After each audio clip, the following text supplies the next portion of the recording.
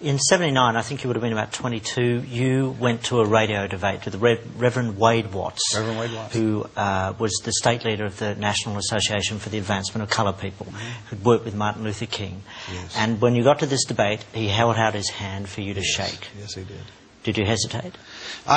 He caught me off guard. See, I'm expecting this black militant to come in with a great big afro this big and an African dashiki on with bones hanging around it and a button on that says, "I hate honkies," and "death to crackers," you know, all that stuff. And I figured he'd have on a You black... seriously thought Yeah, that? that's what I thought. And I thought he'd come in there carrying a boom box blaring out the theme from Shaft. I figured he'd flash a switchblade at me and go, "Black is beautiful, honky. I'm going to kill all you white devils," you know. That's what I thought I was going to see.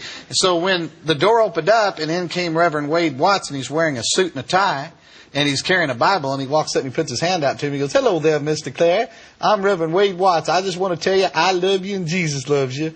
And I mean, I'm shocked, you know. And then he puts his hand out, and I'm shaking his hand without thinking, because this wasn't what I was expecting. Then I realized I just broke a Klan rule, and I jerked my hand back, you know.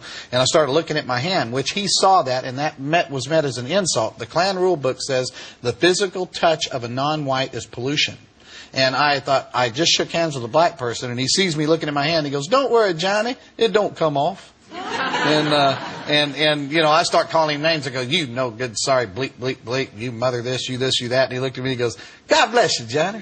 He says, "You can't do enough to me to make me hate you. I'm going to love you, and I'm going to pray for you whether you like it or not." And I didn't know how to deal with that. I had never had that happen to me before. A few years later, you burnt down his church, didn't you? Set fire to his church. See, what happened was we started off going by his house, calling him names. We got no response. Threw trash all over his lawn. Got no response. We showed up with our sheets and hoods and stood out there in his yard. Said, "Get on out here, boy. We got something for you." And he comes outside and he goes, "Boys, Halloween's 4 more months away. I got no trick-or-treat in here for you. Come back in October." And he goes back in the house. That's a brave man. Yeah, and I mean, I didn't know how to deal with this. And so the Klan goes, "You got any more bright ideas?" I said, "I don't know." I said, "I'll tell you what we'll do." So we burned a cross across the street from his house. He came outside and asked us if we needed hot dogs and marshmallows for our barbecue, you know. So finally, I said, "I'm tired of messing with him," and we set fire to his church. And they put the fire out before the church was destroyed. And I remember I called him up and disguised my voice, and I said, "Hey, boy, you better be afraid. We're coming to get you, boy. You don't know who we are, but we know who you are." And he goes, "Hello, Johnny."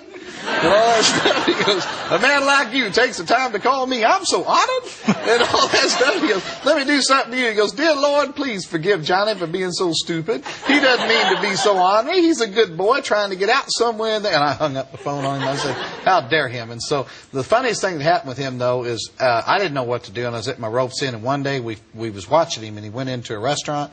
So we got a bunch of us together, and about 30 of us went in there and surrounded him, and he had this chicken there on the table at the restaurant. And I walked up and I said, "Hey, boy, this restaurant's for white people only. We don't want you here." I said, "So I'm going to make you a promise." I said, "I promise you we're going to do the same thing to you that you do to that chicken. So you think real hard before you touch that chicken." So he looked at me and looked at the Klan, then he picked up the chicken and he kissed it.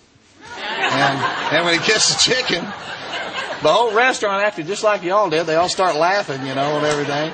And I looked up, and even the Klan was laughing. You got to admit, that was funny. I said, every one of you outside. I'm outside, and they're doubled over laughing. And I'm going, "You guys are going to get suspended and lose your robe for 2 weeks." I said, "I'm getting tired of this." And I'm hollering at them and yelling, and they're laughing. I heard a horn honking, and Reverend Watts is driving off going, "Bye, Johnny," you know, and stuff. And that's how he chose. That's how one old black, we never bothered him again. And that's how one old black man defeated the entire Ku Klux Klan. Because he used this instead of brawn. And he used this too, a very brave man. Heart, yeah.